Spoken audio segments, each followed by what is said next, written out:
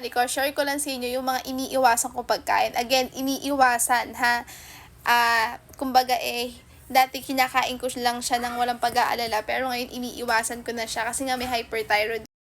So, marami kasi nagko-comment dun sa blue app ko about nga sa hyperthyroidism.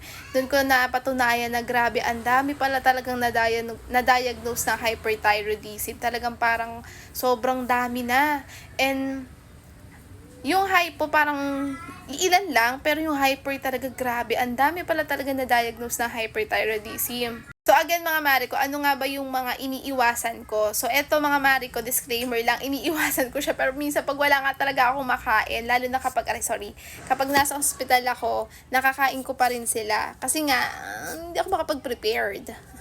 So, number 1 dyan mga mare ko, yung tinapay at biskuit. So, dun ko kasi binabasa mga mare ko, mostly talaga ng pagkain na nakikita ko sa grocery, meron siyang iodized salt. So, dun kasi number 1 mga mare ko, bawal na bawal ako dun. Ewan ko sa mga ibang na-diagnose sa hyperthyroidism kasi maraming nagsasabi talaga na wala namang pinagbawal sa kanila or dapat moderate lang. Sa akin kasi mga mare ko, may pinagbawal nga. And gaya nga sa mga sinabi ko sa previous video ko, sobrang toxic nung hyperthyroidism ko. Kaya talagang to the highest level ang pag-iwas ko sa mga bawal. Pero gaya nga sabi ko kanina, pag wala na akong makain, ay nakakain ko yung mga bawal. Pero, kokonti na lang. Sa biscuit, so far naman mga mare ko, nakakaiwas naman ako.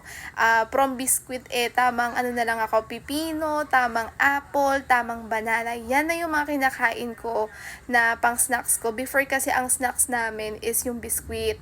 So, ang ano ko pa nga dati, Milo. So, tingnan nyo rin sa Milo pag may hyper kayo. Yung sa likod nung Milo, makita nyo ingredients doon, may nakalagay doon iodized salt. So, doon pa lang tuk, bawal na. So, again, yun yung mga bawal sa akin, yung matataas sa iodine. So, number 1 dyan is iodized salt. Ang bawal talaga sa akin. So, pag nakita ko na yung pagkain na may iodized salt, boom, iniiwasan. Pero pag wala akong makain, nakakain ko sila. Huwag kayong mag-alala, nakakain ko sila. Kasi hindi ako perfect, kasi nagugutom din ako, be. So, ayun, yun yung mga bawal sa akin.